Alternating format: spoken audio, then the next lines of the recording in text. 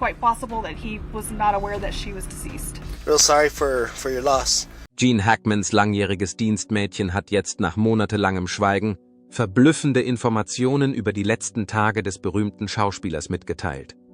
Was hat sie hinter den Kulissen gesehen? Und was ändert das an unseren vorgefassten Meinungen über seinen Tod? Glauben Sie, dass es in Hollywood zu viele Geheimnisse gibt? 1 bedeutet Ja, während 0 Nein bedeutet. Was hat sie also preisgegeben? Welche Auswirkungen wird das auf Gene Hackmans Ruf haben? Wir werden es herausfinden. Wir müssen jedoch seine Beziehung zu seinen Mitarbeitern verstehen. Die Bindung zwischen Gene Hackman und seinem Dienstmädchen. Der Schauspieler Gene Hackman, der in Filmen wie The French Connection und Unforgiven mitspielte, genoss ein friedliches Leben in Santa Fe, New Mexico, wo er ein geräumiges Haus im Wert von $300 bewohnte, das 12 Hektar Land umfasste. In den ersten 17 Jahren seines Lebens, seit 2008, war er auf ein Hausmädchen namens Maria Delgado angewiesen, das ihm zu einem perfekten Tag verhalf. Im Herbst 2004, als Gene nur noch 4 Jahre von seinem Ruhestand entfernt war, begann eine 52-jährige Frau aus einer nahegelegenen Stadt namens Maria für Gene zu arbeiten. Ihre Arbeit begann mit einfachen Aufgaben wie dem Abwasch, dem Putzen der Böden und dem Organisieren. Doch im Laufe der Zeit wurde es zu etwas Bedeutungsvollerem, zu einem dauerhaften Teil des Lebens eines Mannes, der eine bescheidenere Lebensweise dem Glanz und Glamour Hollywoods vorgezogen hatte. Es war eine Organisation in der Gegend, die Maria dazu brachte, bei der Renovierung der riesigen Villa zu helfen. Während dieser Zeit war Gene sehr beschäftigt und malte entweder in seinem Arbeitszimmer oder ging mit seinen 3 Hunden Cena, Bear und Nikita auf dem Grundstück spazieren. Er trug immer ein einfaches Hemd und Hausschuhe, trank seinen Kaffee, wenn sie ihn in der Küche sah, und er sagte immer freundlich Guten Morgen. Später, am 20. März 2025, sagte Maria in einem Interview mit einer Zeitung in Santa Fe, er sei von Anfang an freundlich gewesen und habe ihr das Gefühl gegeben, in einem Raum zu Hause zu sein, der anderen groß und ungastlich erschien. Im Laufe der Jahre, als sie zu einem wichtigen Teil seiner täglichen Routine wurde, begann dieses winzige bisschen Wärme, ein Vertrauen aufzubauen, das schließlich wuchs. Im Laufe der Jahre änderten sich Marias Aufgaben, um Genes Anforderungen gerecht zu werden. Erst 2015, als er 85 Jahre alt war, begann sein Gedächtnis nachzulassen und er begann, sich mehr auf sie zu verlassen. Sie begann, einfache Mahlzeiten für ihn zu kochen, wie Suppe oder Rührei, da er nicht mehr in der Lage war, die Dinge selbst zu erledigen. Sie brachte ihm eine Decke, um ihn warm zu halten, wenn es kalt wurde, und sie fand ihn am Fenster sitzend, mit Blick auf die Berge. Maria erinnerte sich daran, dass er manchmal meinen Namen vergaß und mich die hübsche Dame nannte, während sie daran dachte, dass er mich immer noch angrinste. Das Haus war nie ganz sauber, aber sie schaffte es, es so zu halten. Zeitungen stapelten sich, Farbtuben lagen verstreut herum, und der Fußboden war mit Hundehaaren übersät. Maria lernte, über die Unordnung hinwegzusehen. Es sei denn, er gab ihr ausdrückliche Anweisungen, etwas anderes zu tun, da sie sich an Genes Vorlieben halten musste. Gene machte die Unordnung nichts aus. Entsprechend seinem schlichten Geschmack war das Anwesen groß, aber innen nicht protzig. Trotz Genes $80 Millionen Vermögen aus Leistung und klugen finanziellen Entscheidungen. Im Jahr 2020 verdiente Maria $40 pro Stunde und arbeitete 8 Stunden am Tag. 5 Tage die Woche. Sie sprach mit ihm über seine früheren Filme, auch wenn er nicht immer auf ihre Anfragen reagierte. Sie behauptet, er würde mit dem Kopf nicken, wenn ich ihm sage, dass er in diesem Superman-Film großartige Arbeit geleistet hat. Sie hatte ein Talent dafür, herauszufinden, wann er Schweigen oder eine freundliche Bemerkung wünschte, und es schien, dass solche informellen Gespräche ihn beruhigen könnten. Gene fühlte sich nicht wohl dabei, gestört zu werden, aber er verließ sich auf ihre Anwesenheit. Eine starke Persönlichkeit in einer etwas langsameren Existenz. Er verließ sich auf ihre Anwesenheit, aber er würde sie abweisen, wenn sie zu sehr mit dem Putzen beschäftigt wäre. Trotz ihrer engen Beziehung gab Maria ihren Job als Dienstmädchen erst auf, als Gene Hackman Betsy Arakawa heiratete.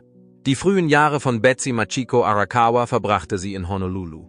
Sie wurde am 15. Dezember 1959 geboren und begann schon als Kind mit der Musik, indem sie das Klavierspielen erlernte. In der Honolulu International Center Concert Hall trat sie vor Tausenden von Kindern auf, als sie gerade 11 Jahre alt war. Damals war sie Schülerin der 6. Klasse der Kahala Elementary School. Das nächste Ensemble, mit dem sie auftrat, war das Honolulu Symphony Orchestra, das heutige Hawaii Symphony Orchestra. In den 1980er Jahren arbeitete sie Teilzeit in einem Fitnesscenter in Los Angeles, während sie versuchte, eine Karriere als klassische Pianistin aufzubauen. In dieser Zeit lernte sie Hackman kennen. Es war 1991, als Hackman und Arakawa heirateten und nach Santa Fe zogen. Hackman hat 3 Kinder aus einer früheren Ehe. Die Namen ihrer Stiefkinder aus der Ehe lauten Christopher, Elizabeth und Leslie. 1989, als sie mit Hackman zusammen war, trat sie für die Bewohner einer Seniorenresidenz auf. In seinem Film Das Paket wurde das Altersheim als deutsches Pflegeheim verwendet. Nach der Eheschließung hörte sie weitgehend auf, für die Außenwelt Musik zu machen. Obwohl sie mit einem bekannten Schauspieler verheiratet war, vermied es Arakawa, Interviews zu geben und soziale Medien zu nutzen, um ihr Privatleben aus der Öffentlichkeit herauszuhalten. Obwohl sie oft am Set von Hackmans Filmen zu sehen war und ihn manchmal bei Preisverleihungen begleitete, hielt sie sich aus dem Rampenlicht heraus. Lenihan sagte, sie sei sehr privat, obwohl sie in Hollywood viel zu tun habe. Ich glaube, sie kann ihr Leben im Gleichgewicht halten, und er war dankbar dafür. Arakawa, die ein natürliches Händchen für Innenarchitektur hat, eröffnete 2001 mit Frau Lenihans Unterstützung das Pandoras in Santa Fe. Unterstützung von Frau Lenihan. Pandoras war ein Geschäft, das Haushaltswaren und Wäsche anbot. Die beiden lebenslangen Freunde führten den Laden bis zu Arakawas Tod weiter, bevor er ihn verließ. Da die Medien viel über den plötzlichen Tod der beiden berichteten, bildeten sich allmählich Hypothesen über die möglichen Ursachen ihres Todes. Der umstrittene Tod von Betsy und Gene Hackman. Sowohl die Unterhaltungsbranche als auch der Rest der Welt waren schockiert, als sie vom Tod Gene Hackmans erfuhren.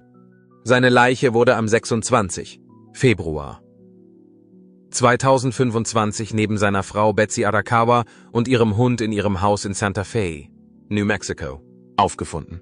Als dieser Schock entdeckt wurde, verbreitete sich die Nachricht im Internet, als die Beamten des Santa Fe County Sheriff's Office gegen 13:45 Uhr das Haus des Paares am Old Sunset Trail in Hyde Park erreichten, war die Leiche bereits gefunden.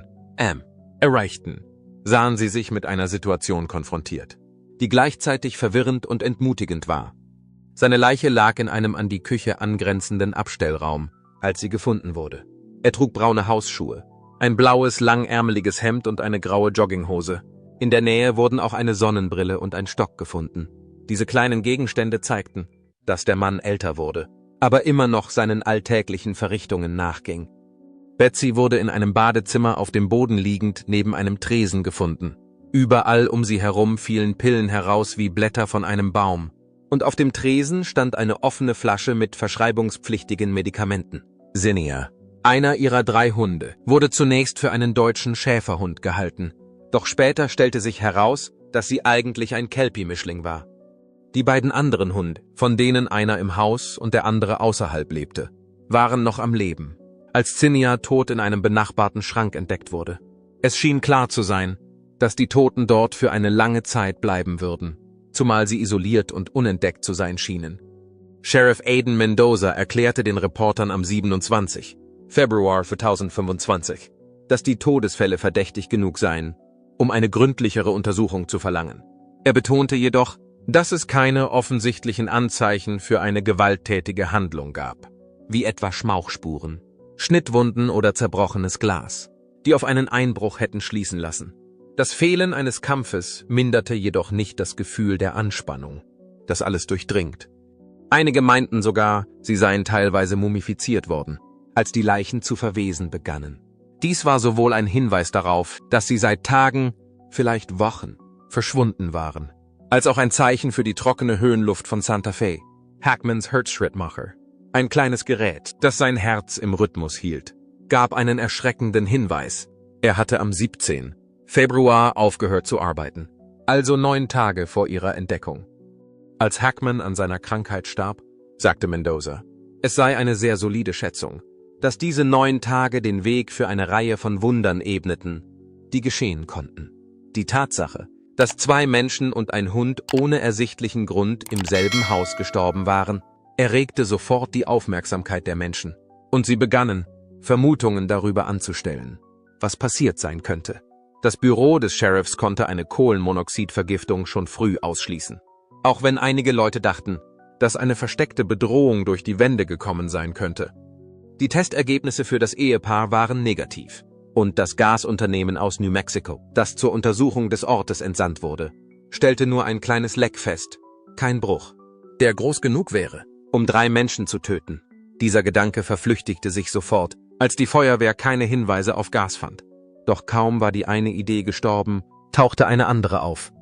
Könnte es sein, dass sie beschlossen haben, gemeinsam Schluss zu machen? Eine Entscheidung, die mitten in einer schwierigen Zeit getroffen wurde, obwohl kein Brief gefunden wurde. Nahmen viele Leute das an, da Betsy immer Medikamente dabei hatte. Außerdem war es schwierig, ihre Gefühle nachzuvollziehen, weil sie so privat waren. Eine andere Möglichkeit ist, dass sie beide an einer Krankheit litten, die in ihrer abgelegenen Gegend Unglück brachte. Sie schnappten sich das wenige Material, das sie zu dieser Zeit bekommen konnten, und machten daraus eine Geschichte aus einem von Hackmans Filmen. Die Menschen auf X waren am 28. Februar 2025 sehr emotional. Einige weinten über den Tod eines bekannten Filmschauspielers, andere kamen auf seltsame Ideen. Jemand äußerte den totalen Verdacht, dass der tote Hund und die mumifizierten Leichen ein Beweis dafür seien, dass etwas nicht stimmt. Sie forderten alle auf, sie in Ruhe zu lassen, während ein anderer die schweren Verdächtigungen mit den Worten abtat. Ihr Alter und ihr friedlicher Lebensstil würden alles erklären. Aber die eigentliche Geschichte war immer noch unerreichbar. Und das Büro des Sheriffs suchte weiter danach, um Licht ins Dunkel zu bringen. Sammelten sie Gegenstände aus dem Haus, darunter Tylenol, ein Schilddrüsenmedikament, 2 Handys und ein Blutdruckmedikament namens Diltiazem. Nachdem er 2004 seinen letzten Film beendet hatte, beschloss Hackman, ein ruhiges Leben in Santa Fe zu führen. Er war ein Mann, dessen unbändiger Charme die Leinwand beherrschte. Aber er entschied sich für ein friedliches Leben. Umgeben von der atemberaubenden Schönheit der südlichen Rocky Mountains hatten er und Betsy, die seit 1991 verheiratet waren, sich ein Zuhause fernab von Hollywoods Glanz und Glamour aufgebaut. Seine Freunde sagten, er würde langsamer werden und sich lieber verstecken. Betsy kümmerte sich um das Anwesen, während er malte und Romane schrieb. Mit 95 Jahren war sein Körper geschwächt. Er hatte einen Herzschrittmacher und Herzprobleme. Aber er hatte ein langes Leben geführt und viele seiner Zeitgenossen überlebt. Ihre Tage waren ausgefüllt mit Klaviermusik von Betsy, die 30 Jahre jünger war als er, und ihre Noten hielten ihn ruhig. Sie blieben über die Jahre hinweg als Team zusammen, bis alles erledigt war, weil sie eine enge Freundschaft hatten. Das Problem wurde durch den Tod des Hundes noch komplizierter. Zinna könnte an Hunger und Dehydrierung gestorben sein, wenn sie in der Toilette gefangen entdeckt worden wäre. Aber warum wurde er nicht hineingelassen? Hatten sie das bereits getan und es ist fehlgeschlagen? Oder wurde es vor dem Ende der Welt vollendet? Einer der Hunde lebt noch neben Betsy und der andere ist im Freien zu sehen. Sie sagten nichts. Sie sahen einfach zu, ohne ein Wort zu sagen. Für den Moment war es nur ein weiteres Teil, das nicht passte, obwohl der Sheriff auf eine Untersuchung von Zinnas Leiche gewartet hatte, in der Hoffnung, dass sie ihm helfen würde, das Puzzle zusammenzusetzen. Am ersten Tag des März 2025 waren die Ermittlungen bereits am 5. Tag angelangt und das Bedürfnis der Öffentlichkeit nach Antworten war gewachsen. Später wurde Hackmans Alzheimer-Krankheit erwähnt und mehrere Leute fragten sich, ob dies etwas mit dem Vorfall zu tun hatte. Es könnte sein, dass nach dem Tod von Betsy sein Geist verwirrt war und er keine Hilfe rufen konnte. Es ging um die Frage, ob er wusste, dass Frau Hackman tot war.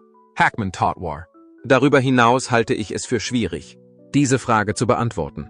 Dennoch kann ich Ihnen sagen, dass er sich auf einem höheren Niveau befand. Andere sahen sich ihre Medikamente an und stellten sich vor, dass sie zu viele nehmen und ihn dann allein lassen könnte, bis sein Herz aufhört zu schlagen. Ein düsterer Ausgang wurde ausgeschlossen, als bei der frühen Autopsie festgestellt wurde, dass es keine äußeren Verletzungen gab. Aber das verdächtige Etikett blieb bestehen und zog alle Ideen an. Von banalen bis zu düsteren, als ein Wartungsarbeiter sah, dass die Eingangstür offen stand. Spähte er durch ein Fenster und fand sie. Diese Kleinigkeit erregte die Aufmerksamkeit der Leute. führte aber zu nichts Greifbarem. Vermutungen flogen umher wie Staub in der Wüste. Obwohl es keine Beweise für ein Messer oder eine Schusswaffe in der Nähe gab, flüsterten mehrere Personen von einem Selbstmordversuch. Tests verwarfen die Theorie, dass das Haus mit Gas kontaminiert war. Und es wurde festgestellt, dass das Haus in einem guten Zustand war. Andere vermuteten, dass das Haus durch eine natürliche Ursache, wie eine unerwartete Krankheit oder etwas in der Luft, verseucht worden sein könnte. Einige fragten sich sogar, ob Hackmans Herz durch Betsys Tod gebrochen wurde, weil er glaubte, dass er das Leben ohne sie nicht bewältigen könnte. Sein Herzschrittmacher hatte am 17. Februar aufgehört zu funktionieren. Und dem Aussehen ihrer Leichen nach zu urteilen, schien es, als sei sie zuerst gestorben und habe ihn in einem Haus zurückgelassen, das später zu einem Mausoleum wurde. Doch ohne das endgültige Urteil des Gerichtsmediziners war all dies nur eine Vermutung. Und jede Theorie war ebenso wahrscheinlich wie unbestätigt. Den ganzen März über blieb der Fall in den Köpfen der Menschen ein hartnäckiger Groll, der nicht verschwinden wollte. Seine Töchter Elizabeth und Leslie aus erster Ehe und seine Enkelin Annie gehörten zu den Familienmitgliedern Hackmans, die ihre Trauer zum Ausdruck brachten, indem sie ihn als einen Mann bezeichneten, der von Millionen von Menschen respektiert und geschätzt wurde, aber für sie nur ein Vater und ein Großvater war. Die zusätzlichen Nachrichten, die Sheriff Mendoza zu übermitteln versprochen hatte, wurden am 7. März 2025 überbracht.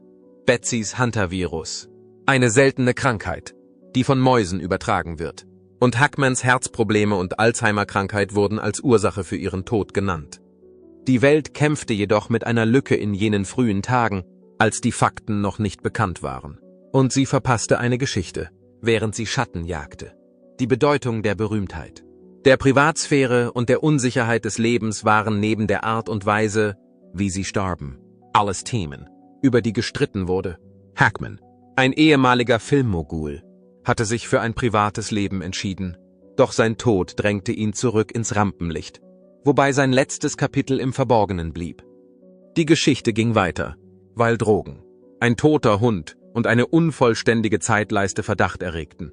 Dies bewies, dass er trotz seines ruhigen Auftretens ein Publikum anziehen konnte. Der wichtigste Faktor ist, dass viele aufgrund der jüngsten Enthüllungen seines Hausmädchens daran zweifeln, ob Gene Hackman tatsächlich existiert. Wie genau hat er sich an das Gesetz gehalten? Warum hat es in den Medien so viel Aufsehen erregt? Und was genau wurde in seiner Wohnung gefunden? Die Stunde der Enthüllung des Geheimnisses, das die geheime Kammer von Santa Fe birgt, ist gekommen. Gene Hackmans verborgene Kammer. Heute erhalten wir eine Vorschau auf die ersten Ermittlungen zu den Morden an dem Schauspieler Gene Hackman und seiner Frau Betsy, deren Leichen in ihrem Haus in Santa Fe gefunden wurden. In ihrem opulenten Haus in Santa Fe, New Mexico, stellten ein berühmter Schauspieler und seine Frau Betsy Arakawa strenge Regeln für ihr Personal auf. Zwischen den breiten Fluren, den mit Kunstwerken gefüllten Wänden und den schönen Zimmern gab es eine Tür, die niemand berühren durfte. Es stand nicht öffnen darauf.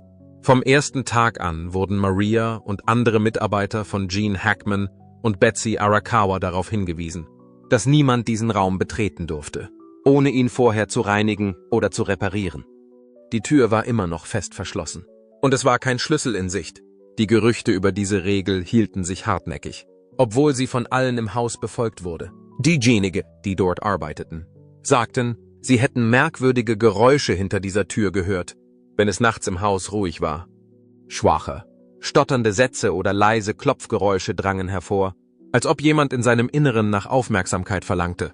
Zunächst dachten viele, die Geräusche kämen von einem alten Haus. Ob es nun das Brechen von Holz war oder der Wind, der durch die Ritzen drang. Manchmal waren die Geräusche so eindringlich, dass sie erschaudern ließen. Andere berichteten von schleppenden, langsamen Schritten, aber als sie den Korridor hinunterschauten, sahen sie niemanden. Maria, deren Augen vor Sorge weit aufgerissen waren. Als sie sich an die langen Nächte im Heim erinnerte, sagte, ich hörte jemanden flüstern, als ob er mit sich selbst oder jemand anderem reden würde. Die Gerüchte verbreiteten sich mit der Zeit immer weiter. Es gab Gerüchte, dass der Raum seltene Reliquien aus Hackmans Zeit als bekannter Hollywood-Star enthielt. Manche dachten, es sei mehr als ein Zimmer, ein Geheimnis, das Gene Hackman nicht preisgeben wollte. Mehr als 2 Jahrzehnte lang hatte die Familie Hackman nur einen einzigen Angestellten in der Villa. Sie hatte alles gesehen. Aber sie hatte es nie erwähnt. Maria war ihr Name. Jean und Betsy konnten nur von Maria angesprochen werden. Sie machte das Frühstück und putzte das Wohnzimmer. Und manchmal half sie Jean beim Sortieren der Post. Aber nach mehr als 20 Jahren war es ihr immer noch nicht erlaubt, diesen Bereich zu betreten. Warum also stand sie nach mehr als 2 Jahrzehnten auf? Maria erzählte in einem privaten Gespräch etwas, das sie seit Jahren begleitet hatte und an das sie sich immer erinnern würde. Ich hatte nie vor, diese Geschichte zu erzählen, bis ich bemerkte, dass sich die Tür öffnete, aber sie sagte nicht, wann das geschah. Niemand wusste, was sich in diesem Raum befand. Aber wenn jemand, der seit über 20 Jahren für Hackman arbeitet, nervös ist, muss hinter dieser Tür ein großes Geheimnis liegen. Maria sagte, dass eine Reihe von Personen etwas bemerkt hätten. Die Tür war normalerweise nicht verschlossen. Eines Tages, nachdem ich den nächsten Flur geputzt hatte, bemerkte ich eine kleine Schramme an der Tür. Ein Symbol, das so winzig ist, dass man es nicht bemerkt, wenn man nicht hinschaut, sagte sie. Sie sagt, es sehe aus wie eine Linie in der Mitte zweier Kreise, die miteinander verbunden sind. Sie wusste nicht, was es bedeutete, aber sie war sich sicher, dass es nicht zufällig dort war. Die Tatsache, dass Hackman sich den Raum nicht immer ansah, störte Maria auch, aber schließlich tat er es doch. Er ging an diesem Gang vorbei, blieb vor der Tür stehen und atmete dann aus. Wenn es an diesem verbotenen Ort ein Geheimnis gab, sagte Maria, dachte ich, dass er etwas verbarg oder vielleicht Angst vor dem hatte, was darin war. Sie schlussfolgerte, dass Hackman dem Geheimnis nicht entkommen konnte und es nicht behalten wollte. Sie sah auch, dass jedes Mal, wenn Hackman den Raum verließ, seine Augen schwer von Gedanken waren und sein Gesicht starr, als hätte er etwas zu Schreckliches gesehen, um es zu ertragen. Die Leute begannen sich zu fragen, ob Hackman etwas verheimlichte oder ob er der Einzige war, der die wahre Geschichte kannte. Das Rätsel um den verbotenen Bereich in Gene Hackmans Haus war noch immer ungelöst, aber Marias Worte waren der Beginn von etwas viel Wichtigerem. Was konnte einen Mann wie Hackman nachts wach halten? Und was befand sich hinter einer Tür? Und vor allem, wird jemals jemand den Mut haben, sie zu öffnen? Das Geheimnis der Kammer im Haus von Gene Hackman blieb unbeantwortet. Und eine andere Geschichte tauchte auf, die alle erschaudern ließ. Es gab Gerüchte über einen geheimen Tunnel unter dem Haus. Zunächst war es nur ein Geplänkel unter den Angestellten und Wartungsarbeitern. Aber als sich ein seltsames Ereignis ereignete, wurde die Geschichte zu groß, um sie zu ignorieren. Das Wartungsteam der Villa hielt sich an einen Zeitplan, reparierte die Rohrleitungen, überprüfte die elektrischen Systeme und pflegte den weitläufigen Garten. Eines Wintermorgens jedoch machte ein Arbeiter namens Richard Henry eine seltsame Entdeckung. Henry sollte die Heizungsanlage unter dem Kellergeschoss reparieren, genau wie er es erwartet hatte. Als er die Wärmemuster mit einem Wärmescanner untersuchte, fand er eine Stelle, die nicht angezeigt wurde. Er testete sie erneut, weil er dachte, seine Werkzeuge seien kaputt. Doch trotz allem, was er tat, schien der Raum leer zu sein, als befände sich unter ihm eine große Leere. Dies war keineswegs eine triviale Angelegenheit. Henry war überzeugt, dass er nach über 30 Jahren Arbeit in diesem Bereich einen Fehler entdeckt hatte. Außerdem machte er den Hausverwalter von Hackman auf die Situation aufmerksam, in der Erwartung, dass dieser die Sache weiter untersuchen würde.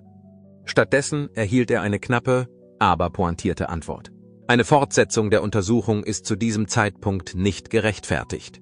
Es war die unkomplizierteste Antwort, die Henry je auf ein unkompliziertes, arbeitsbezogenes Problem erhalten hatte.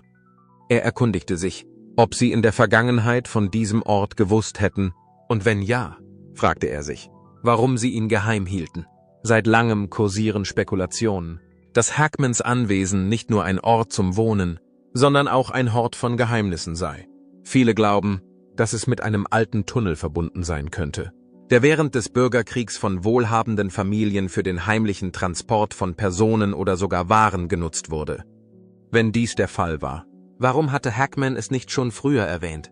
Was war der Grund dafür? Dass in den Bauplänen für die Villa kein Hinweis auf einen solchen Tunnel enthalten war? Niemand konnte es mit Sicherheit sagen. Die Idee wurde durch ein zusätzliches Ereignis noch verstärkt. Einer Gruppe von Nachbarn, die in unmittelbarer Nähe des Hackman-Anwesens wohnten, fielen an einem späten Abend im März schwarze Autos ohne Kennzeichen auf, die vor dem Haupteingang parkten. Es waren keine Polizeibeamten dort stationiert. Andererseits wirkten sie aufgrund ihrer Organisation, ihrer Geschwindigkeit beim Eindringen, ihrer Wachsamkeit und ihrer Bewegungen wie Bundesagenten aus einem Film. Es gab mehrere Vorfälle, bei denen das FBI mit einer schwarzen Jacke gesehen wurde. Aber genau hier liegt das Problem. Es gibt keine offiziellen Aufzeichnungen darüber, dass das Federal Bureau of Investigation bei dieser Gelegenheit im Hackmans anwesend war. Auf diese Frage antworteten die örtlichen Beamten ausweichend und erklärten: Es habe keine Untersuchung stattgefunden. Das waren die Leute, die in den Autos saßen. Und warum waren sie dort, wenn nichts passiert war? Nachdem einige Tage vergangen waren, sagte Hackman, er wolle nicht weiter über das Haus sprechen. Das Interesse der Öffentlichkeit wurde durch die Verbreitung von Gerüchten über den Tunnel und die vom FBI durchgeführten Inspektionen weiter geweckt. Während das Rätsel um den Tunnel, der sich unter Hackmans Haus befand, weiterhin ein Mysterium blieb, tauchte in den sozialen Medien ein neues Gerücht auf, das die Geschichte in eine Richtung lenkte, die niemand vorhersehen konnte. Danach kam die Nummer 701 ins Blickfeld. Auf X, Reddit und TikTok war es zunächst eine einzelne Zahl, die in zufälligen Kommentaren gepostet wurde. Andererseits wurde 701 zum Mittelpunkt einer der absurdesten Verschwörungstheorien über das Hackman-Anwesen, ähnlich wie ein Funke, der seinen Weg in den Wind findet. Es gab Gerüchte, dass der geheime Tunnel 701 Tote enthielt. Es ist unklar, wie es dazu kam, dass diese Geschichte so weit verbreitet wurde und ob sie überhaupt der Wahrheit entspricht. Der Inhalt, der am 16. März von einem anonymen X-Account hochgeladen wurde, hat viele Menschen im Internet in Erstaunen versetzt. Sind Sie auch der Meinung, dass Geheimnisse vor der Öffentlichkeit verborgen bleiben? Dann schauen Sie sich Hackman Mansion 701 doch einmal genauer an. Am Anfang verstand niemand, was es zu bedeuten hatte. Innerhalb weniger Stunden meldeten sich jedoch weitere Personen mit kryptischen Kommentaren. Ein Kommentator machte folgende Bemerkung: Hackman und 701 sind kein Zufall. Eine andere Person erklärte, 701 ist eine unglaubliche Zahl, wenn man weiß, dass man sie kennt. In einem weiteren Beitrag heißt es, die Wahrheit kann nicht für immer begraben bleiben, auch wenn der Tunnel versiegelt ist. Die Familie von Gene Hackman hat Maßnahmen ergriffen, um die Veröffentlichung von Untersuchungsdaten, Fotos und Autopsieberichten zu verhindern, die sowohl ihn als auch seine Frau betreffen. Dies ist ein Versuch, Verdacht gegen sie zu erregen. Dieses Verhalten gehört zu einer außergewöhnlich seltenen Kategorie. Die Ermittlungen zogen sich über mehrere Wochen hin, nachdem ihr Tod entdeckt worden war. Die Änderung der Zeitachse erfolgte erst vor einer Woche, als ein örtlicher Arzt enthüllte, dass Arakawa seine Klinik am 12. Februar kontaktiert hatte. Also einen Tag, nachdem die Polizei glaubte, sie sei plötzlich gestorben. Um sicherzustellen, dass die Ergebnisse der Autopsie und die Untersuchung von Hackmans Tod diskret bleiben, hat die Familie von Hackman nun die erforderlichen Unterlagen eingereicht. Außerdem ist dies nach Angaben von Personen, die mit The Sun gesprochen haben, ein sehr seltenes Ereignis. Im Bundesstaat New Mexico gibt es keine Gesetze zum Schutz der Privatsphäre von Fotos, die bei Autopsien gemacht werden. Um die Sache noch schlimmer zu machen, ist es normalerweise kein Problem. Aber wenn es um berühmte Personen geht, wenden sich viele Menschen mit Anfragen an sie. Das Rechtssystem in New Mexico wird häufig von den Familien berühmter Personen in Anspruch genommen, um die Verbreitung bestimmter Fotos zu verhindern. Von da an ging es weiter. Ähnlich wie im Fall Hackman behinderte die Familie von Michael Jackson die Veröffentlichung der Autopsiefotos von Tito Jackson. Nach den Schüssen auf Helena Hutchins durch Alec Baldwin wurde auch ihre Familie aktiv. Dennoch ist es nicht wirklich normal, den echten Autopsiebericht noch einmal zu unterbrechen.